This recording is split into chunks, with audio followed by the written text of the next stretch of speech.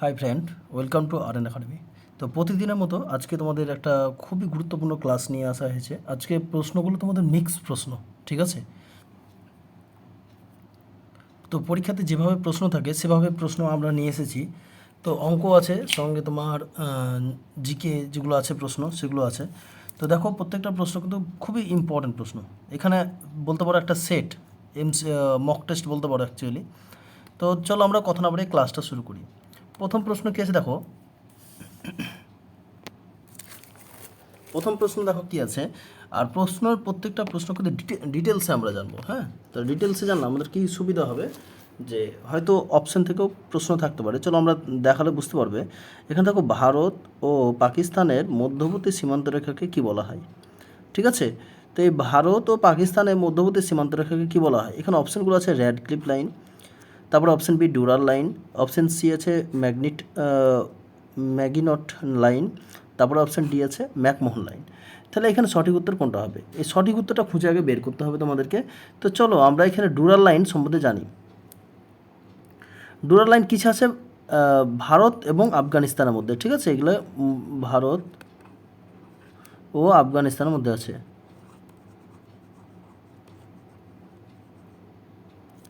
আফগানিস্তান। তো ডুরাল লাইন কোথায় আছে? ভারত ও আফগানিস্তানের মধ্যে আছে। ম্যাকমোহন কিসে আছে? ভারত এবং চীনের মধ্যে, ঠিক আছে? ভারত ও চীন, ভারত ও চীন, এগুলো কিন্তু জানতে হবে, ঠিক আছে? ম্যাগিনট লাইন আছে তোমার, ম্যাগিনট লাইন আছে তোমার ফ্রান্স ও জার্মানির মধ্যে, ঠিক আছে? ফ্রান্স ও জার্মানি,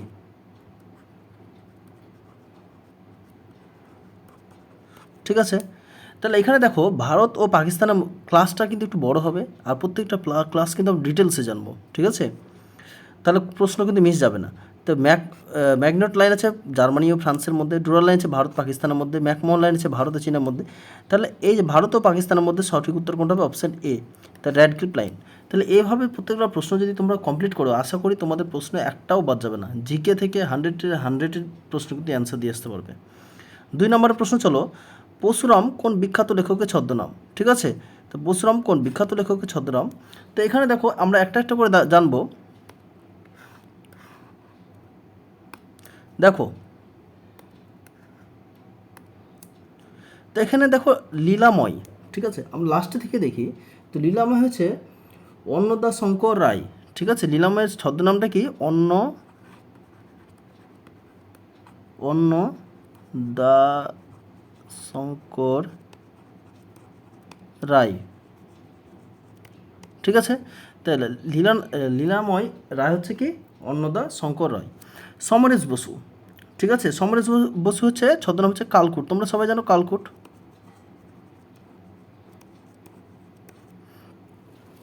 তারপর হচ্ছে পূর্ণেন্দু পূর্ণেন্দু পত্রী। পূর্ণেন্দু পত্রী হচ্ছে তোমার সমুদ্রগুপ্ত,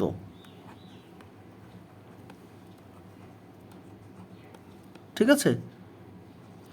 সমুদ্রগুপ্ত। তাহলে পরশুরাম কে পড়েছে?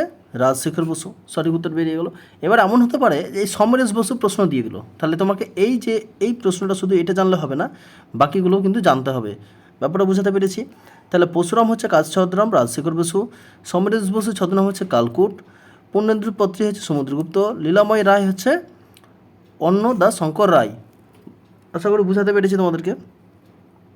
প্রশ্ন কিন্তু এভাবে করতে হবে। তাহলে এখানে মোটামুটি দুটো প্রশ্নের মধ্যে তোমাদের কিন্তু আমাদের মোটামুটি 8টা প্রশ্ন কিন্তু আলোচনা হয়ে গেল। এই 8টা প্রশ্ন কিন্তু তোমরা কমেন্টে লিখে করে রাখবে, ঠিক আছে?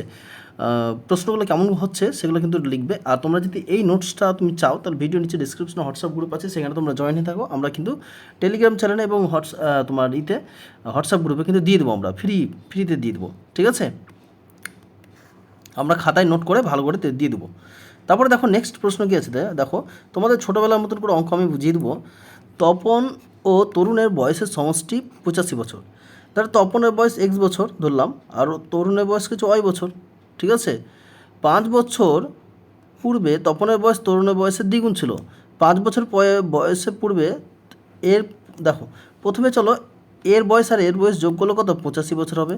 তাহলে তপন এবং তরুণের বয়স ধর এক্স প্লাস ওয়াই, ঠিক আছে, তাহলে 85 বছর হয়ে গেল, বোঝাতে পেরেছি। আর দেখো 5 বছর পূর্বে, মানে 5 বছর পূর্বে যদি বলা হয় তো দুজনে 5 বছর করে বয়স কমবে, তাহলে এক্স মাইনাস 5, আর একটা আছে কি ওয়াই মাইনাস 5, বুঝতে পেরেছি। তাহলে 5 বছর পূর্বে মানে আগে বলেছে, তাহলে বয়সের দ্বিগুণ ছিল, এই যে দ্বিগুণ বলেছে, তাহলে এই যে এই তরুণের বয়সের সমষ্টি কত ছিল, দ্বিগুণ, তাহলে এখানে 2 দ্বিগুণ করে দাও, ঠিক আছে। আমাকে তরুণের বয়সটাই চেয়েছে, তাহলে তরুণের বয়স এদিকে আমরা এই করলাম, ঠিক আছে, এদিকে বলে 1/2 দ্বিগুণ করতে হতো, তাহলে এখানে চলো দেখো এক্স মাইনাস 5 সমান কত 2y মাইনাস 10, ঠিক আছে, 2y মাইনাস 10, খুব ইম্পর্টেন্ট প্রশ্ন কিন্তু। তাহলে এখানে দেখো, তাহলে এখানে যদি নিয়ে আসি তাহলে এক্স মাইনাস 2y সমান কত -5, এটা পাচ্ছি। তাহলে ডাইরেক্ট আমরা করে দেবো কি, এটা সমান এটা, ঠিক আছে। তাহলে আমরা এখানে যদি লিখি, এখানে লিখি আমরা এক্স প্লাস ওয়াই সমান কত 85, ঠিক আছে। আর এটা হচ্ছে এক্স মাইনাস 2y সমান কত -5, ঠিক আছে। তাহলে এখানে মাইনাস, এখানে তোমরা সবাই জানো এগুলো ক্লাস 10-এর অঙ্ক টাইপের মতো আমি করে দিলাম, তাহলে বুঝতে সুবিধা হবে, এটা কেটে দিলাম, তাহলে 3y সমান কত 90। তাহলে এই তরুণের বয়সটা বলেছে, তাহলে তরুণের বয়সটা কত 90/3, তাহলে কাটাকাটি করলে কত আসবে 30 আসবে, ঠিক আছে। তো সঠিক উত্তর হবে কি 30 বছর, ঠিক আছে। তো আশা করি বুঝতে পেরেছো, এরকম টাইপের কিন্তু প্রশ্ন তোমার 100% তোমাদের কমন থাকে, 100% তোমাদের কিন্তু কমন থাকে এরকম টাইপের প্রশ্ন। চলো নেক্সট প্রশ্ন, খুবই ইম্পর্টেন্ট প্রশ্ন, আর খুব তোমাদের বলতে পারো খুবই সোজা প্রশ্ন আর ইম্পর্টেন্ট প্রশ্ন বলতে পারো। চলো এই প্রশ্নটা একটু বড় আছে, সেজন্য আমরা একটু করলাম। দেখো কি বলেছে, হ্যাপি দিওয়ালি বাক্যটি নিয়ন আলোতে জ্বলছিল, যখন একসঙ্গে জ্বলবে পরপর শব্দগুলি যথাক্রমে এত সেকেন্ড এত সেকেন্ড এত সেকেন্ড অন্তর জ্বলছিল এবং প্রত্যেকটি 1 সেকেন্ড অন্তর নিভেছিল। মানে এই প্রত্যেকটা আলো কিন্তু 1 সেকেন্ড অন্তর, মানে 1 সেকেন্ড অন্তর মানে 1 সেকেন্ড করে জ্বলছে তারপরে নিভে যাচ্ছে, তাহলে পুরো বাক্যটি পড়া যাবে। মানে এই যে হ্যাপি দিওয়ালি যে একসঙ্গে জ্বলবে সেটা কতক্ষণে পুরো মানে পড়তে পারবে। তাহলে এটাকে তোমার 1 যোগ করে দাও, ঠিক আছে, প্রত্যেকটা 1 সেকেন্ড মানে 1 যোগ করে দাও, এখানে 1 যোগ করে দাও, ঠিক আছে, এখানে 1 যোগ করে দাও, বুঝতে পেরেছো। তাহলে 15টাকে গোটা করো, 3 × 6, 6 × 2 কত 8, ঠিক আছে। তাহলে 8 কত 3 যুক্ত 1, তাহলে 8/3, 3 × 3, 3 × 3, 3 আর 8 কত হয় 11, তাই তো, 11 কত 3, এখানে 1 যোগ করে দাও 4, তাহলে 4 × 5 = 20 হয়ে গেল, মানে এ 1 যোগ বলেছে না, তাহলে এ একটা এখানে যোগ করে দাও, 3-এর জায়গায় 4 করে দাও, তাহলে 4 রেখে কত হয়ে গেলো 4 × 5 = 20, 20 আর 2 22, ঠিক আছে। তাহলে এখানে আমরা পেয়ে গেলাম 22/5, সোজাভাবে করলাম। এখানে 1 আছে, এখানে 4 আছে, তাহলে এখানে 1 যোগ করতে বলেছি, মানে 1 সেকেন্ড অন্তর বলেছে সেজন্য 1 যোগ, হ্যাঁ 2 সেকেন্ড বললে 2 যোগ করতাম, তাহলে এখানে 1 আর এখানে 4, তাহলে 5 হয়ে গেলো, তাহলে 5 × 2 = 10, 10 আর 1 = 11, ঠিক আছে। তাহলে 11 কত 2 অন্তর বলেছে, তাহলে উপরটা লসাগু হবে আর নিচেটা গসাগু, তাহলে উপরটা কি লসাগু আর নিচেরটা গসাগু, ঠিক আছে। তো লসাগু করলে কত হবে দেখো, এই 11, 22, 11, লসাগু করলে 11 হবে, সরি 22 হবে, যেহেতু বড় সময় 22, আর নিচে কত আছে 5, 3, 2, এর গসাগু কত হবে 1 হবে, যেহেতু মৌলিক সংখ্যা। তাহলে এখানে সঠিক উত্তর কত আছে 22 সেকেন্ড, তাহলে 22 সেকেন্ড উত্তর আসছে, সঠিক অপশান সি হবে সঠিক উত্তর 22 সেকেন্ড। খুব সোজা প্রশ্ন কিন্তু, হ্যাঁ। তা আশা করি বুঝতে পেরেছো, না বুঝতে পারলে অবশ্যই কমেন্টে লিখবে। চলো নেক্সট প্রশ্ন দেখো কি বলেছে, কি বলেছে 5 নম্বরে দেখো, লুৎফ হাসনা কোন দেশের বিমান সংস্থা। তাহলে এই যে বিমান সংস্থা কোন দেশের বিমান সংস্থা এটা বলেছে, তাহলে খুব সোজা প্রশ্ন, এটা হবে সঠিক উত্তর হবে কোনটি, লুৎফ হাসনা কোন দেশের বিমান সংস্থা।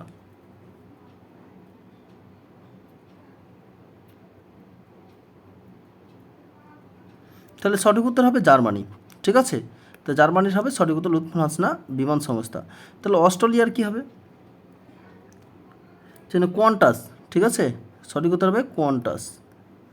কউকার 29 একা 9 টয়ে 300। কোয়ান্টাস করতে পারো। ফ্রান্সের তুমি করবে এয়ার ফ্রান্স।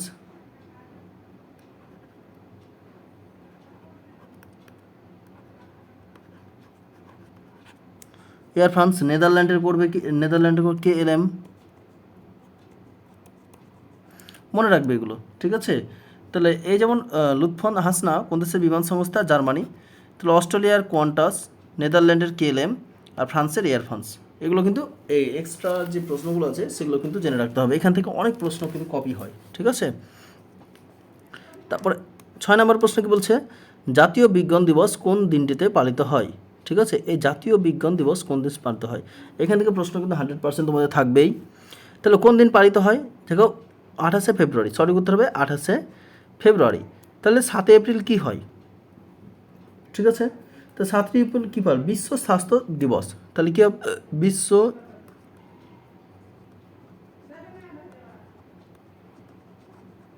স্বাস্থ্য দিবস। 5 জুন কী হয় তোমরা সবাই জানো, এটা কিন্তু বারবার রিপিট হয় প্রশ্ন। 5 জুন বিশ্ব পরিবেশ দিবস।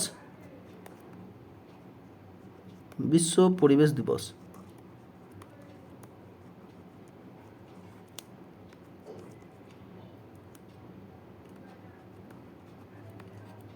পরিবেশ দিবস। আর 19শে নভেম্বর হয় তোমার ইন্দিরা গান্ধী জন্মদিন। ইন্দিরা গান্ধী জন্মদিন।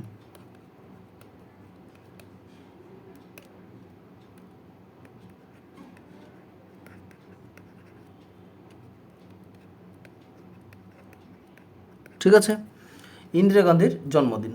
খুব সোজা প্রশ্ন। এইভাবে কিন্তু প্রশ্ন তোমাদেরকে তৈরি করতে হবে। আর এইভাবে যদি প্রশ্ন তৈরি করতে পারো, আশা করি তোমাদের পরীক্ষাতে কিন্তু পরীক্ষা ক্র্যাক করতে কিন্তু একটুও প্রবলেম হবে না। চলো নেক্সট প্রশ্ন কী আছে দেখো। দেখো 8 নম্বর প্রশ্ন কি বলেছে? 7 নম্বর, গলগণ্ড রোগটি কিসের অভাবে হয়?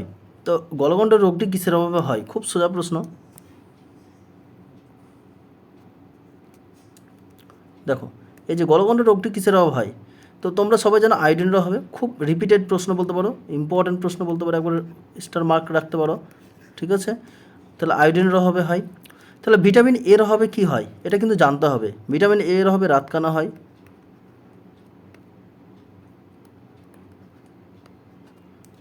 রাতকানা হয়। ভিটামিন সি এর অভাবে স্কারভিক হয়, ঠিক আছে।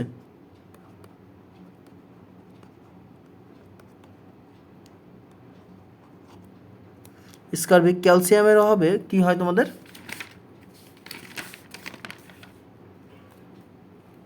তোমার ক্যালসিয়ামের রিকেট রোগ হয় কিন্তু, হ্যাঁ, রিকেট।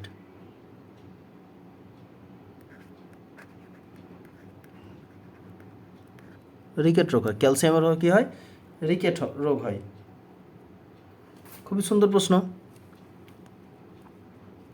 তাহলে ভিটামিন এর অভাবে রাতকানা হয়, ভিটামিন সি এর অভাবে স্কারভিক রোগ হয়, ক্যালসিয়ামের অভাবে রিকেট রোগ হয়, আয়োডিনের অভাবে গলগণ্ড রোগ হয়। খুব ইম্পর্টেন্ট প্রশ্ন। তারপর 8 নম্বর প্রশ্ন দেখো, পুলিকটের হ্রদ ভারতের কোন রাজ্যে অবস্থিত? এই যে পুলিকটের হ্রদ ভারতে কোন রাজ্যে অবস্থিত? অপশন দেখো, উড়িষ্যা, অন্ধ্রপ্রদেশ, পশ্চিমবঙ্গ, মহারাষ্ট্র। এই যে হ্রদ আছে, বিভিন্ন হ্রদ আছে, হ্রদগুলো কোথায়, কোন হ্রদে অবস্থিত? পুলিকটের হ্রদ ভারতে কোন রাজ্যে অবস্থিত? তাহলে এখানে পুলিকটের হ্রদ কোথায় অবস্থিত? অন্ধ্রপ্রদেশে অবস্থিত, ঠিক আছে। এটা কিন্তু আমরা জেনে গেলাম যে পুলিকটের হ্রদ কোথায় অবস্থিত? অন্ধ্রপ্রদেশে অবস্থিত। যে এবার প্রশ্নগুলো থাকে কি, যে বলে দিল চিল্কা হ্রদ কোথায় অবস্থিত, তাহলে কী হবে? উড়িষ্যা। তাহলে চিল্কা খুবই ইম্পর্টেন্ট প্রশ্ন, পরীক্ষায় বারবার কিন্তু প্রশ্ন আসে। চিল্কা হ্রদ কোথায় অবস্থিত? উড়িষ্যাতে অবস্থিত। তো পশ্চিমবঙ্গে কী অবস্থিত? মিরিক লিখবে, ঠিক আছে, মিরিক। যেগুলো ইম্পর্টেন্ট প্রশ্ন সেগুলো আমরা বলে দিচ্ছি, হ্যাঁ, মিরিক। তারপরে মহারাষ্ট্রে কি? লোনার। মোটামুটি এগুলো মনে রাখলেই হবে, ঠিক আছে। আরও আছে, তো এগুলো হচ্ছে পুলিকটের হ্রদ ভারতে কোথায় অবস্থিত? অন্ধ্রপ্রদেশে অবস্থিত। চিল্কা খুবই ইম্পর্টেন্ট প্রশ্ন, বারে বারে প্রশ্ন কিন্তু দেয়।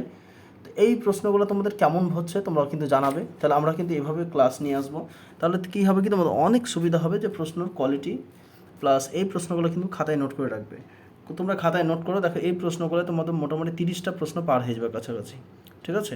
তাই 30টা প্রশ্ন তোমাদের যদি মুখস্থ থাকে, এখান থেকে 100% তোমরা কমন পাবে। আর আমরা সেট অনুযায়ী এখন কিন্তু ক্লাস করব, তাহলে তোমাদের অনেকটা হেল্প হবে। তো আজকের ক্লাসটা এই পর্যন্ত। কেমন হলো অবশ্যই তোমরা কমেন্টে লিখবে, ঠিক আছে? তো আজকের ক্লাসটা ধন্যবাদ, আর বন্ধুদের মধ্যে একটু শেয়ার করে দিবে।